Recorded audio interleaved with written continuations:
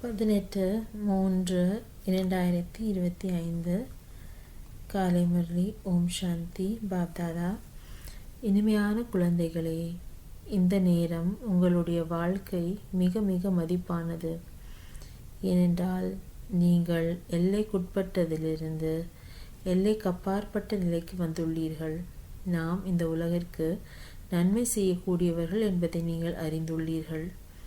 கேள்வி: பாபாவினுடைய ஆஸ்தியின் அதிகாரம், உரிமை எந்த முயற்சியினால் பிராப்தியாக கிடைக்கின்றது? பதில்: சதா சகோதர சகோதரன் என்ற பார்வை இருத்தல் வேண்டும். ஆண் பெண் என்ற உணர்வு வெளியேற வேண்டும். அப்போதுதான் பாபாவினுடைய ஆஸ்தியின் அதிகாரம் முழுமையாக கிடைக்கும். ஆனால் ஆண் பெண் என்ற உணர்வு பார்வை நீங்குவது மிகவும் கடினமாக உள்ளது. இதற்காக ஆத்மாபிமானி ஆகக்கூடிய பயிற்சி செய்ய வேண்டும். எப்பொழுது பாபாவினுடைய குழந்தை ஆகிறோமோ அப்பொழுது ஆஸ்தி கிடைக்கும். ஒரு பாபாவினுடைய நினைவின் மூலம் சதோ பிரதானம் ஆகிறவர்களே முக்தி, ஜீவன் முக்திக்கான ஆஸ்தியை பெறுவர். பாடல்: கடைசியில் அந்த நாள் வந்தது இன்று. ஓம் சாந்தி. குழந்தைகளுக்கு தெரியும், ஓம் என்றால் நான் ஆத்மா, என்னுடையது சரீரம். இப்பொழுது நீங்கள் இந்த நாடகத்தை பற்றி, சிருஷ்டி சக்கரத்தை பற்றி, சிருஷ்டி சக்கரத்தை தெரிந்துள்ள பாபாவை பற்றி அறிந்து கொண்டீர்கள். ஏனென்றால் சக்கரத்தை தெரிந்து கொண்டவரை தான் படைப்பவர் என்று சொல்ல முடியும். படைப்பவர் மற்றும் படைப்பை பற்றி யாரும் தெரிந்து கொள்ளவில்லை. படித்தவர்கள், பெரிய வித்வான்கள், பண்டிதர்கள் இருக்கின்றார்கள். அவர்களுக்கு கர்வம் என்பது இருக்கின்றதல்லவா? ஆனால் அவர்களுக்கு இது தெரியாது. ஞானம், பக்தி, வைராகியம் என்று கூட கூறுகின்றார்கள். இப்பொழுது இது 3 பொருட்கள் ஆகிவிட்டது. இதனுடைய அர்த்தத்தை புரிந்து கொள்வதில்லை. சன்னியாசிகளுக்கு வீட்டின் மீது வைராகியம் வருகின்றது. அவர்களுக்குள் கீழானவர், மேலானவர் என்று பொறாமை இருக்கின்றது. இவர் உயர்ந்த குலத்தவர், இவர் நடுநிலையில் உள்ளவர், இது போன்ற அவர்களிடம் நிறைய நடக்கின்றது. கும்பமேளாவில் கூட முதலில் யார் முன் வரிசையில் செல்வது என்ற சண்டை அவர்களிடம் நடக்கின்றது. பிறகு போலீஸ் வந்து விலக்கி விடுகின்றது. இது கூட தேக அபிமானம் தான் இல்லையா? உலகில் இருக்கும் அனைத்து மனிதர்களும் தேக அபிமானிகளே. இப்பொழுது நீங்கள் ஆத்ம அபிமானியாக வேண்டும். தேக அபிமானத்தை விட்டு தன்னை ஆத்மா என்று புரிந்து கொள்ள வேண்டும் என்று பாபா கூறுகின்றார். ஆத்மாதான் பதீதமாகியுள்ளது, அதில் அழுக்கு படிந்துள்ளது. ஆத்மாதான் சத்தோ பிரதானமாகின்றது, பிறகு தமோ பிரதானமாகின்றது. எப்படி ஆத்மாவோ அப்படி சரீரம் கிடைக்கின்றது. கிருஷ்ணருடைய ஆத்மா அழகாக இருக்கின்றது, எனவே சரீரமும் மிகவும் அழகானதாக உள்ளது.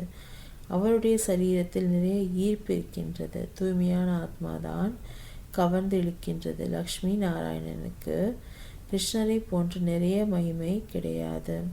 ஏனென்றால் கிருஷ்ணர் தூய்மையான சிறிய குழந்தை. இங்கு கூட கூறுகின்றார்கள், சிறிய குழந்தையும் மகான் ஆத்மாவும் சமம். மகான் ஆத்மாக்கள் வாழ்வை அனுபவித்த பிறகுதான் விகாரங்களை விடுகின்றார்கள். வெறுப்பு வருகின்றது. குழந்தைகள் என்றாலே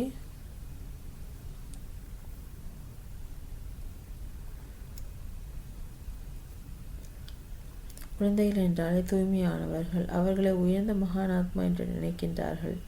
எனவே பாபா புரிய வைக்கின்றார். துறவர சந்நியாசிகள் சிறிது நிலை நிறுத்துகின்றார்கள். எப்படி வீடு பாதி பழமையாகிவிட்டால் பிறகு அதனை பழுது பார்க்கின்றார்கள். சந்நியாசி கூட மராமத், பழுது வேலை செய்கின்றார்கள். பவித்திரமாக இருப்பதால் பாரதத்தை தூக்கி நிறுத்துகின்றார்கள். பாரதத்தை போல் தூய்மையான தேசம், செல்வந்த தேசம் வேறு எதுவும் இருக்க முடியாது. இப்பொழுது பாபா உங்களுக்கு படைப்பவர் மற்றும் படைப்பினுடைய ஆதி, மத்திய, இறுதியினுடைய நினைவை ஏற்படுத்துகின்றார். ஏனென்றால் பாபா தன் தந்தையாக, டீச்சராக, குருவாகவும் இருக்கின்றார். கீதையில் ஸ்ரீ கிருஷ்ண பகவானின் மகா வாக்கியம் என்று எழுதப்பட்டுள்ளது. அவரை பாபா என்று கூற முடியுமா என்ன? அதாவது பதித பாவனர் என்று சொல்வீர்களா? பதித பாவனன் என்று சொல்லும் போது மனிதர்கள் கிருஷ்ணரை நினைப்பதில்லை. அவர்கள் பகவானை தான் நினைவு செய்கின்றார்கள். பிறகு கூறுகின்றார்கள், பதித பாவன சீதாராம், ரகுபதி ராகவ ராஜாராம். எவ்வளவு குழம்புகின்றார்கள். நான் குழந்தைகளாகிய உங்களுக்கு சரியான விதத்தில் அனைத்து வேத சாஸ்திரங்களின் சாரத்தை புரிய வைக்கின்றேன். முதலில் முக்கிய விஷயம், நீங்கள் தன்னை ஆத்மா என்று புரிந்து கொண்டு என்னை நினைவு செய்தீர்கள் என்றால் பாவனமாகி விடுவீர்கள். நீங்கள் சகோதரர்கள். பிறகு பிரம்மாவின் குழந்தைகள், குமாரிகள், சகோதரிகள் ஆகிவிட்டீர்கள். இது புத்தியில் நினைவிருக்க வேண்டும். உண்மையில் ஆத்மாக்கள் சகோதரர்கள். பிறகு சரீரத்தில் வருவதால் சகோதரி ஆகி விடுகின்றோம். அந்த அளவு புத்தி கூட இல்லை புரிந்து கொள்வதற்கு. அவர் ஆத்மாக்களாகிய நமக்கு தந்தை என்று நாம் அனைவரும் சகோதரர்கள் ஆகின்றோம் இல்லையா? பிறகு சர்வ வியாபி என்று எப்படி கூறுகின்றீர்கள்? ஆஸ்தி குழந்தைகளுக்குத்தான் கிடைக்கும், தந்தைக்கு கிடைக்காது. பாபாவிடமிருந்து குழந்தைகளுக்குத்தான் ஆஸ்தி கிடைக்கின்றது. பிரம்மா கூட சிவபாபாவின் குழந்தை அல்லவா? இவருக்கும் சிவபாபாவிடமிருந்து தான் ஆஸ்தி கிடைக்கின்றது. நீங்கள் அனைவரும் பேர குழந்தைகள். உங்களுக்கும் உரிமை இருக்கின்றது. ஆத்மா ரூபத்தில் அனைவரும் குழந்தைகள் தான். பிறகு சரீரத்தில் வரும்போது சகோதரி என்று சொல்கின்றீர்கள். வேறு எந்த உறவும் கிடையாது. சதா சகோதரன் என்ற திருஷ்டி மட்டுமே இருக்க வேண்டும். ஆண் பெண் என்ற உணர்வு வெளியேற வேண்டும். ஆண் பெண் இருவருமே கூறுகின்றீர்கள், ஓ இறை தந்தையே என்று. எனவே சகோதரி ஆகிவிட்டீர்கள் இல்லையா? எப்பொழுது சங்கம யுகத்தில் பாபா படைப்புகளை உருவாக்குகின்றாரோ அப்பொழுது நாம் சகோதரி ஆகின்றோம். ஆனால் ஆண் பெண் என்ற திருஷ்டி விலகுவது மிக கடினமாகத்தான் இருக்கின்றது. நீங்கள் ஆத்ம அபிமானி ஆகுங்கள் என்று பாபா கூறுகின்றார். பாபாவினுடைய குழந்தையானால் நான் ஆஸ்தி கிடைக்கும். என் ஒருவனை நினைவு செய்தால் பாவனமாகி விடுவீர்கள். சதோபதானமாகாமல் நீங்கள் ஜீவன் முக்திக்கு செல்ல முடியாது. இந்த யுக்தியை சந்நியாசிகள் முதலியவர்கள் ஒருபோதும் கூற முடியாது. தன்னை ஆத்மா என்று உணர்ந்து என்னை நினைவு செய்யுங்கள் என்று அவர்கள் ஒருபோதும் கூற முடியாது. பாபாவிற்குத்தான் கூறப்படுகின்றது, பரமபிதா பரமாத்மா. ஆத்மா என்று அனைவரையும் கூறுகின்றோம், ஆனால் அவரை பரமாத்மா என்று கூறுகின்றோம். குழந்தைகளே, நான் வந்திருக்கின்றேன் குழந்தைகளிடம் என்று பாபா கூறுகின்றார். எனக்கு பேசுவதற்கு வாய் வேண்டும் அல்லவா? தற்சமயம் ஆங்காங்கே கௌமுக் பசுவின் வாய் அவசியம் வைத்திருக்கின்றார்கள். பசுவின் வாயிலிருந்து அமிர்தம் வெளிப்படுகின்றது என்று சொல்கின்றார்கள். உண்மையில் அமிர்தம் என்று சொல்லப்படுவது ஞானத்தை தான். ஞான அமிர்தம் வாயிலிருந்து வெளிப்படுகின்றது. இதில் தண்ணீருக்கான விஷயம் கிடையாது. இந்த பசு தாயாகவும் இருக்கின்றது. பாபா இவருக்குள் பிரவேசமாகி இருக்கின்றார். பாபா இவர் மூலமாக உங்களை தன்னுடையவர் ஆக்கி இருக்கின்றார். இவரிடமிருந்து ஞானம் வெளிப்படுகின்றது. அவர்கள் கல்லால் செய்து அதில் வாயை காட்டியிருக்கின்றார்கள். அதிலிருந்து தண்ணீரை வெளிப்படுகிறது. அது பக்தியின் பழக்கமாகிறதல்லவா? நீங்கள் தான் தெரிந்துள்ளீர்கள். பீஷ்மர் போன்றோருக்கு குமாரிகள். நீங்கள் தான் ஞானாம்பு போடுகின்றீர்கள். நீங்கள் பிரம்மகுமாரிகள். அதர்குமார் மேலும் குமாரிகள் இருவருக்கும் கோவில் இருக்கின்றது. நடைமுறையில் உங்களுடைய நினைவு சின்னம் கோவில்கள் அல்லவா? இப்பொழுது பாபா புரிய வைக்கின்றார். எப்பொழுது நீங்கள் பிரம்மகுமாரிகள் ஆனீர்களோ அப்போது உங்களிடம் கெட்ட பார்வை இருக்க முடியாது. இல்லை என்றால் கடுமையான தண்டனை கிடைக்கும். தேக அபிமானத்தில் வரும்போது ஆத்மா சகோதரன் என்பது மறந்து விடுகின்றது. நானும் பிகே, இவர்களும் பிகே. எனவே விகாரத்தின் பார்வை ஏற்பட முடியாது. ஆனால் அசுர சம்பிரதாயத்தில்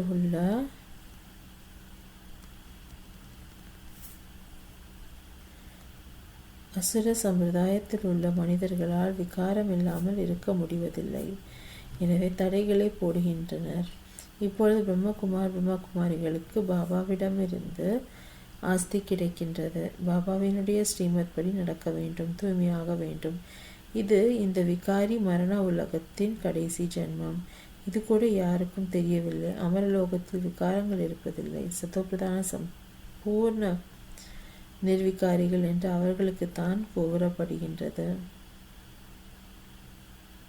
இந்த உலகில் சம்பூர்ண விகாரிகளாக தமோ பிரதானமாக உள்ளனர்.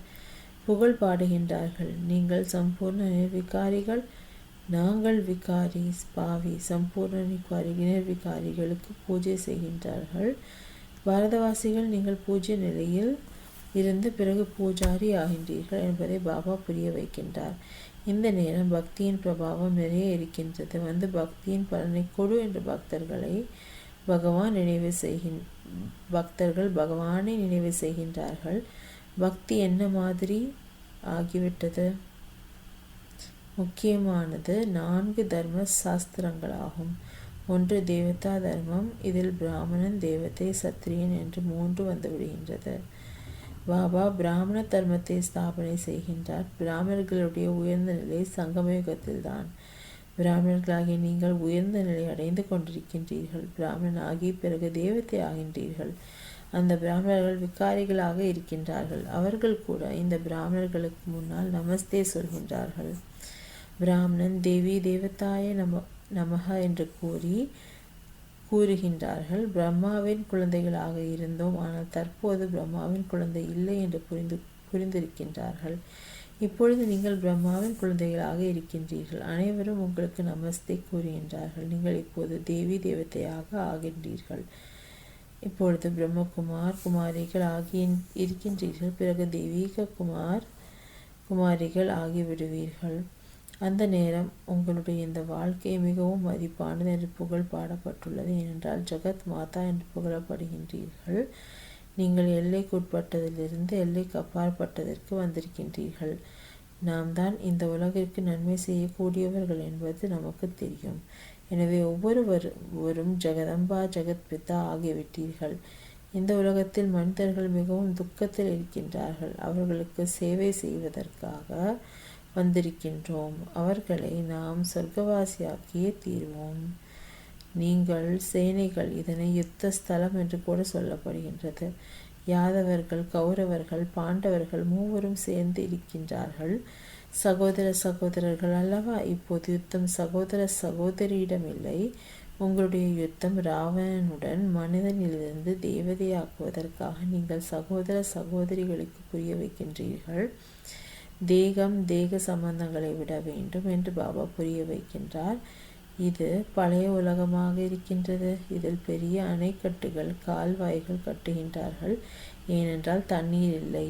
பிரஜைகள் அதிகமாகிவிட்டனர். அங்கு நீங்கள் குறைவானவர்கள் தான் இருப்பீர்கள். நதிகளில் தண்ணீர் நிறைய இருக்கும், தானியங்கள் நிறைய இருக்கும். இங்கு இந்த பூமியில் கோடிக்கணக்கான மனிதர்கள் இருக்கின்றார்கள். அங்கு முழு பூமியிலுமே 9-10 லட்சம் பேர்கள் தான் இருப்பார்கள். வேறு எந்த கண்டமும் இருக்காது. நீங்கள் குறைவானவர் தான் அங்கு இருப்பீர்கள். நீங்கள் அங்கு எங்கும் செல்ல வேண்டிய அவசியம் இருக்காது. எப்போதுமே வசந்த காலம். 5 தத்துவங்கள் கூட எதுவும் கஷ்டம் கொடுக்காது. கட்டைகளின் கீழ் இருக்கும். இப்பொழுது நரகமாக இருக்கின்றது. இது இடையில்தான் ஆரம்பமாகின்றது. தேவதைகள் விகார மார்க்கத்திற்கு வந்த பிறகுதான் ராவண ராஜ்யம் ஆரம்பமாகிறது.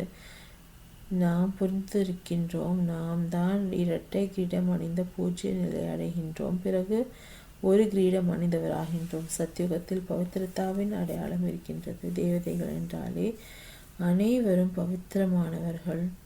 இங்கு பவித்திரமானவர்கள் யாருமே இல்லை. பிறப்பை கூட விகாரத்தின் மூலம்தான் எடுக்கின்றார்கள். எனவே இதனை கீழான உலகம் என்று சொல்லப்படுகின்றது. சத்தியுகம் மிக உயர்ந்தது. விகாரத்தை தான் கீழான நடத்தை என்று சொல்லப்படுகின்றது. சத்தியுகத்தில் தூய்மையான இல்லற மார்க்கம் இருந்தது. இப்பொழுது அசுத்தமாகிவிட்டது. இப்பொழுது மீண்டும் தூய்மையான உயர்ந்த உலகம் உருவாகி கொண்டிருக்கிறது. உலக சக்கரம் சுழல்கின்றதல்லவா? பரம்பிதா பரமாத்மாவைத்தான் பதித்த பாவனை என்று சொல்லப்படுகின்றது. பகவான் தூண்டுதல் தருகின்றார் என்று மனிதர்கள் நினைக்கின்றார்கள். இப்போது தூண்டுதல் என்றால் சிந்தனை. இதில் தூண்டுதலுக்கான விஷயம் எதுவும் இல்லை. நான் சரீரத்தை ஆதாரமாக எடுக்க வேண்டியுள்ளது என்று அவரே கூறுகின்றார். நான் வாயில்லாமல் எப்படி உங்களுக்கு அறிவுரை கூறுவேன்? தூண்டுதல் மூலம் ஏதாவது அறிவுரை கூற முடியுமா? பகவான் பேரணை மூலம் எதுவும் செய்வதில்லை. பாபா குழந்தைகளுக்கு கல்வி கற்றுத் தருகின்றார். பிரேரணை மூலம் கல்வி கற்றுத்தர முடியுமா என்ன? உலகத்தின் ஆதி மத்திய இறுதியின் ரகசியத்தை பாபாவை தவிர வேறு யாரும் கூற முடியாது. பாபாவையே தெரிந்து கொள்ளவில்லை. சிலர் அகண்ட ஜோதி என்று, சிலர் லிங்கம் என்றும் கூறுகின்றார்கள். பிரம்மத்தையே சிலர் ஈஸ்வரன் என்று கூறுகின்றார்கள். தத்துவ ஞானிகள் பிரம்ம ஞானிகள் கூட இருக்கின்றார்கள் அல்லவா? சாஸ்திரங்களில் 84 லட்ச ஜென்மம் என்று காட்டப்பட்டுள்ளது. பாபா சொல்கின்றார், முழு உலக சக்கரமே 5000 ஆண்டுகள்தான். 84 லட்சம் ஜென்மம் என்றால் அவ்வளவு நேரம் வேண்டும் அல்லவா? அந்த சாஸ்திரங்கள் அனைத்தும் பக்தி மார்க்கம். பாபா கூறுகின்றார், நான் அனைத்து சாஸ்திரத்தின் சாரத்தையும் புரிய வைக்கின்றேன். இவை அனைத்தும் பக்தியின் பழக்க வழக்கங்கள். இதனால் என்னை யாரும் அடைய முடியாது. நான் எப்போது வருகின்றேனோ அப்போது அனைவரையும் அழைத்துச் செல்கின்றேன். ஹே பதித பாவனா, வாருங்கள் என்று என்னைத்தான் அழைத்தீர்கள். பாவனமாக்கி எங்களை பாவனமான உலகிற்கு அழைத்துச் செல்லுங்கள். பிறகு ஏன் தேடுவதற்காக அலைகின்றீர்கள்? எவ்வளவு தொலைதூரமான மலைகளுக்கெல்லாம் செல்கின்றீர்கள். தற்சமயம் எவ்வளவு கோயில்கள் காலியாக உள்ளது. ஒருவருமே செல்வதில்லை. இப்பொழுது குழந்தைகள் உயர்ந்த பாபாவினுடைய வாழ்க்கை வரலாற்றினை தெரிந்து கொண்டீர்கள். தந்தை குழந்தைகளுக்கு அனைத்தையும் கொடுத்துவிட்டு 60 வயதிற்கு பிறகு வானப்பிரசத்தில் அமர்ந்து விடுகின்றார். இந்த பழக்கம் இப்பொழுதினுடையது. திருவிழாக்கள் அனைத்தும் இந்த சமயத்திற்கானதுதான். இப்போது நாம் சங்கம யுகத்தில் இருக்கின்றோம் என்பதை நீங்கள் அறிவீர்கள். இரவுக்கு பிறகு பகல் வரும். இப்பொழுது ஆழ்ந்த இருளாக இருக்கின்றது. ஞான சூரியன் உதித்தார் என்ற புகழ் கூட பாடுகின்றார்கள். நீங்கள் பாபாவை மற்றும் படைப்பினுடைய ஆதி மத்திய அந்திமத்தை இப்போது தெரிந்திருக்கின்றீர்கள். எப்படி பாபா ஞானம் நிறைந்தவராக உள்ளாரோ அப்படி நீங்களும் மாஸ்டர் ஞானம் நிறைந்தவர் ஆகிவிட்டீர்கள். எல்லையற்ற சுகத்தின் ஆஸ்தி பாபாவிடமிருந்து குழந்தைகளாகிய உங்களுக்கு கிடைக்கின்றது. லௌகிக தந்தையிடமிருந்து எல்லைக்குட்பட்ட ஆஸ்தி கிடைக்கின்றது. இதனால் எல்லைக்குட்பட்ட சுகம் கிடைக்கின்றது. இதனை சந்நியாசிகள் காக்கையின் உமிழ் நீருக்கு சமமான சுகம் என்று சொல்கின்றார்கள். அவர்கள் இங்கு வந்து சுகம் அடைவதற்கான முயற்சி செய்ய முடியாது. அவர்கள் ஹட்ட யோகிகள். நீங்கள் ராஜ யோகிகள். உங்களுடைய யோகம் பாபாவுடன், அவர்களுடைய யோகம் தத்துவங்களுடன். இதுவும் கூட நாடகத்தில் அமைக்கப்பட்டுள்ளது. நல்லது. இனிமையிலும் இனிமையான தேடி கண்டெடுக்கப்பட்ட செல்லமான குழந்தைகளுக்கு தாய் தந்தை ஆகிய பாப்தாதாவின் அன்பு நினைவுகள் மற்றும் காலை வணக்கம். ஆன்மீக குழந்தைகளுக்கு ஆன்மீக தந்தையின் அன்பு நினைவுகள் மற்றும் நமஸ்தே. தாரணைக்கான முக்கிய சாரம். 1. பாவனமாவதற்காக நான் ஆத்மா, சகோதரன், பிறகு பிரம்மா பாபாவினுடைய குழந்தை, சகோதரன், சகோதரி. இந்த பார்வையை உறுதி செய்யவும். ஆத்மா சரீரம் இரண்டையும் பாவனமான சத்துவ பிரதானமாக்க வேண்டும். தேகாபிமானத்தை விட்டுவிடுங்கள். 2. மாஸ்டர் ஞானம் நிறைந்தவராகி அனைவருக்கும் படைப்பவர் மற்றும் படைப்பினுடைய ஞானத்தை கூறி அனைவரையும் ஆழ்ந்த இருளிலிருந்து வெளியேற்றுங்கள். நரகவாசி மனிதர்களுக்கு ஆன்மீக சேவை செய்து சொர்க்கவாசியாக்குங்கள். வரதானம். மாஸ்டர் ஞானக்கடலாகி ஞானத்தின் ஆழத்தில் சென்று விடக்கூடிய அனுபவம் என்ற ரத்தினங்களில் நிறைந்தவர் ஆவீர்களாக. எந்த குழந்தைகள் ஞானத்தின் ஆழத்தில் செல்கிறார்களோ அவர்கள் அனுபவம் என்ற ரத்தினங்களால் நிறைந்தவர்களாக ஆகிவிடுகிறார்கள். 1. ஞானத்தை கேட்பது. 2. அனுபவங்களின் வடிவம் ஆவது. அனுபவம் உடையவர்கள் எப்பொழுதும் நிலையானவர்களாக மற்றும் தடையற்றவர்களாக இருப்பார்கள். அவர்களை யாரும் அசைத்துவிட முடியாது. அனுபவம் உடையவர்களுக்கு முன்னால் மாயையின் எந்த ஒரு முயற்சியும் வெற்றி அடைவது இல்லை. அனுபவமுடையவர்கள் ஒரு பொழுதும் ஏமாற்றம் அடைய முடியாது. எனவே அனுபவங்களை அதிகரித்தபடியே ஒவ்வொரு குணத்தின் அனுபவமுடைய மூர்த்தி ஆகுங்கள். மனனம் சிந்தனை செய்யும் ஆற்றல் மூலமாக தூய எண்ணங்களின் இருப்பை சேமிப்பு செய்யுங்கள்.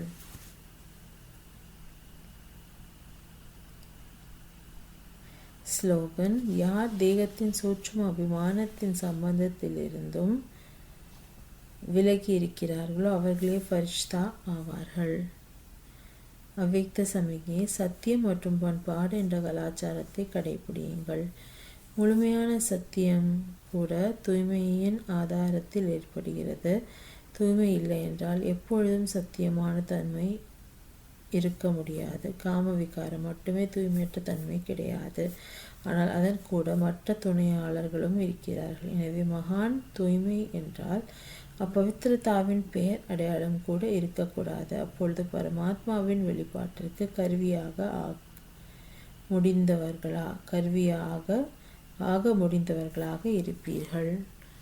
ஓம் சாந்தி.